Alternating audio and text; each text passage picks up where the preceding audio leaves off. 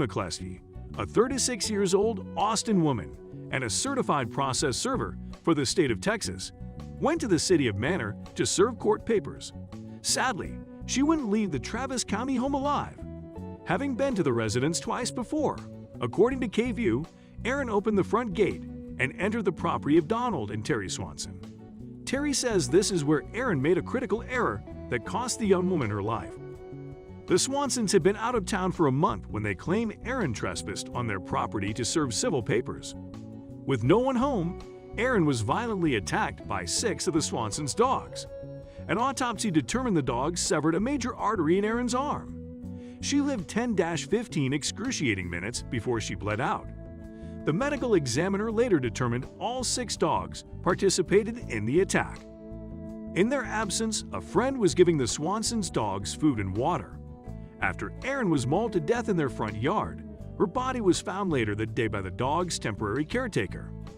Animal protection officers were called, and 6 adult dogs involved in Erin's death were impounded, Fox 7 reported.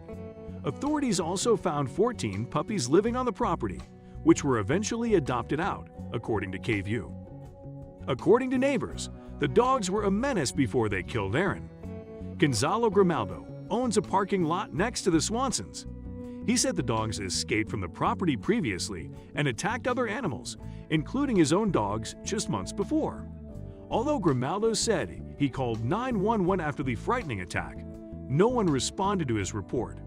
Teo de Rovences also claimed the dogs attacked his chickens, according to Fox 7. Neighbor Christy Sparks said she feared for her children's safety because of the dogs.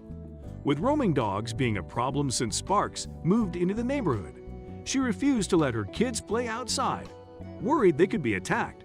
But despite residents' claims that the dogs were a nuisance, Austin City spokeswoman Patricia Fraga said there's no record of any animal complaints involving the property or the animals.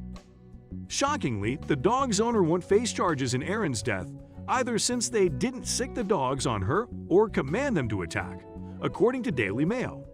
It would be ruled an accident, and the dogs that killed Erin, 4 of which appear to be Lab Pyrenees mixes and 2 Husky Australian cattle dog mixes, would be placed in the care of the city until it was determined whether they were dangerous and should be destroyed. This is where the case takes another troubling turn. A judge ordered the dogs euthanized, but over a year after killing Erin McCleskey, 5 of the 6 dogs that mauled her to death were still living at the Austin Animal Center as the Swansons' attorney, Eric Torbeson, tried to save their lives. Although one of the dogs had died, it wasn't from euthanasia. Instead, it reportedly contracted a fatal case of heartworms, but Torbeson was determined to see the other 5 alive. "I want the dogs to have due process in court," Torbeson said, believing in the cause so much. He took it on for free.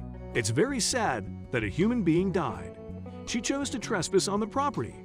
In a home video of the animals interacting with staff at the center, the dogs are fed treats like a loving pet, not treated like animals that killed a human being. Torbeson wants the animals returned to their owner, but an animal behavior specialist believes they should be put down. James Crosby explained that you can't determine whether they will severely injure another person or what they could do. "Dogs are sentient beings, they make choices," he said. "In a case where people's lives and safety are involved, it's not safe to try to predict."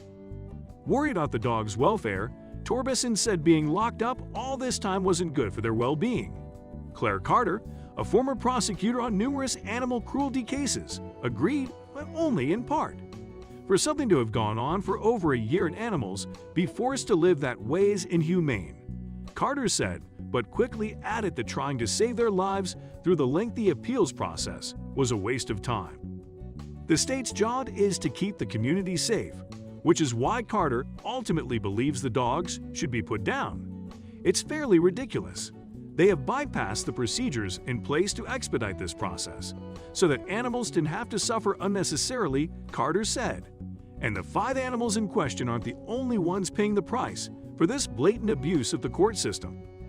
According to the city of Austin, it costs approximately $39.75 to care for 1 dog per day, KView reported.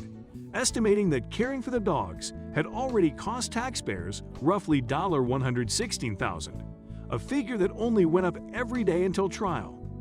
This miscarriage of justice is a slap in the face of Aaron McCleskey's loved ones and spits on taxpayers and other animals that could be cared for with those funds.